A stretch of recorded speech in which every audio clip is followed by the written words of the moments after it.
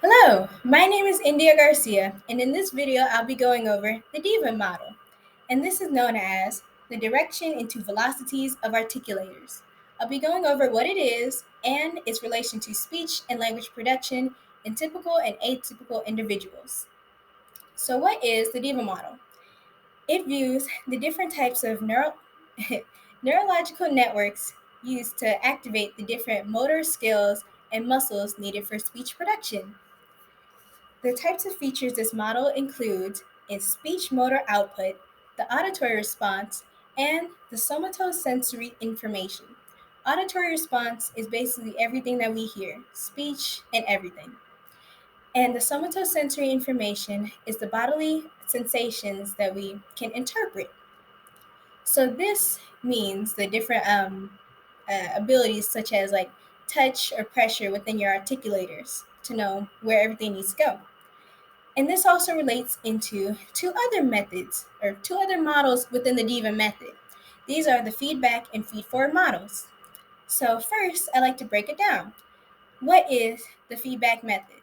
This method refers to the modifications we make in our actions based on the outcomes of those actions.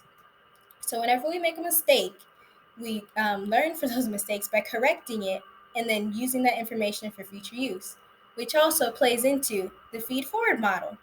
And this model uses the past information that we've learned to predict what actions we need to do successful, like complete our task successfully. So we don't need to refer to the sensory information every time we do a certain task. We already can predict how it should be going. Its relation to speech and language production. So the DIVA model is used to explain the maintenance and distributions of speech motor control. And this is based on the goals that we make, based on the auditory and somatosensory information. With this, we develop our feedback and feed forward controls based on everything that we hear. So, for example, if you're walking down the street um, and you're talking to someone while you're going on your way, you may be making a mistake while you're speaking to them. And then once you understand, oh, I made a mistake, I picked up on it, you just correct it and keep on going with your conversation. But it doesn't just go away from that point. It's stored in your memory bank, so you can refer to it for future use, so you don't make that mistake again, hopefully. And also, it relates to language, such as written language. So instead of worrying about speech, your verbal communication, you're thinking of grammatical rules. If you ever make a mistake with grammar, you just correct it and you keep on going, and you remember that for future use. So who is the developer of the DIVA method or DIVA model? The developer of the DIVA model is Dr. Frank Gunther. Dr. Frank Gunther is a professor of speech, language, and hearing sciences at Harvard University. His research combines theoretical modeling with behavioralism and neurology to understand how speech production occurs and also how communication disorders occur. So, with the DIVA model, he sought to explain how the neural networks within speech and motor affect, or speech and motor control affect our communication, and to understand how to prevent some articulation and phonological disorders. How does the DIVA model explain speech and language production? So the DIVA model explains speech and language production in the terms of, uh, sorry, the DIVA model explains the terms of speech and language production as a system of commands, such as a computer. So, when we think of what we want to say, the neurological mechanisms in our brain are going off to say, okay, we need to put our articulators in this position, such as our tongue, our lips, our teeth, or not your teeth, but your jaw. We need to put it in this position, and we also need to worry about our respiratory system, such as the lungs, larynx, pharynx, and we need to breathe in this amount of air to even say anything. So, once you get everything into position, then, once you start producing your speech sounds, whatever you're saying, then you're also listening out for any mistakes that you may make. And if you do make a mistake, you just correct yourself and continue going. But your brain also makes a note of this and it stores it for future use so you don't have to make that mistake once again. We can avoid it and we can also predict what actions are needed to say certain speech sounds. And like I said, it relates to written language just throughout grammatical rules. We've been talking about how this relates to neurotypical individuals, so now it's time to move on to people with communication disorders. The DIVA model can be used to help clients with speech sound disorders, and this may include articulation and phonological disorders.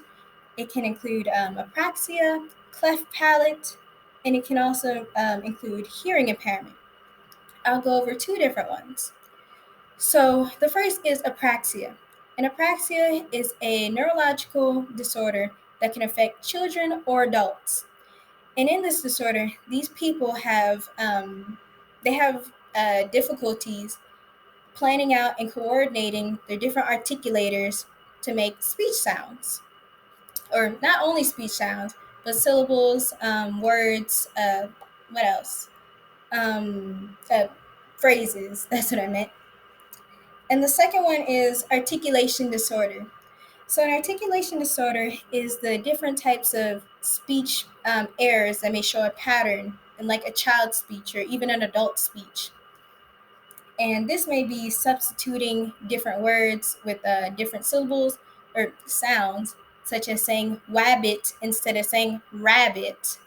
And it also includes deleting sounds of a word, such as saying cup, or instead of saying cup, that's the target word, the child may be saying cup.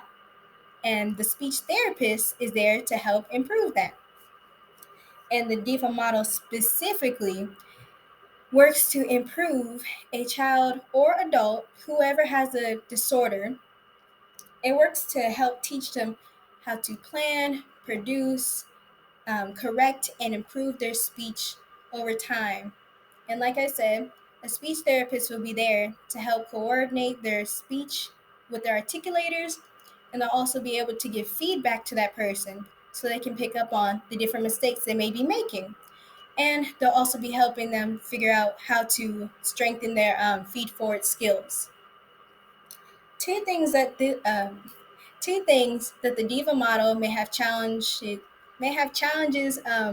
explaining or helping are two neurological disorders that I thought of. So the first neurological disorder that may be challenging for the DIVA model to work with is dementia, because it's a memory disorder. So the whole point of the feedback method is that you're remembering, or the feedback and feed forward methods is remembering the different mistakes that you may make when you're speaking. But a person with dementia may not remember any of that. It depends on the type of person, but they may forget and they just need additional help going through, okay, this is what I need to retain whenever I'm saying this word. And the second type of neurological disorder is a person, such as a child or adult, with receptive language impairments. So the person may be able to express their own thoughts and feelings, but they may be having trouble receiving all the information, like understanding what you're telling them. So you may be telling them, instead of cutting off the P in cup, let's try to put that P back on there, but they just have difficulties understanding. So they'll also need additional help to learn how to say certain speech sounds. So, in conclusion, to wrap up, the DIVA model is focused on all the neurological networks used to activate all the different motor skills and the motor skills and the muscles needed for the articulators, the respiratory system. And through this, whenever we speak, we remember the feedback and feed forward models. And these also help us just remembering any mistakes that we have and just correcting it for future use. Thank you so much for watching my video, and I hope you have a great day. Bye!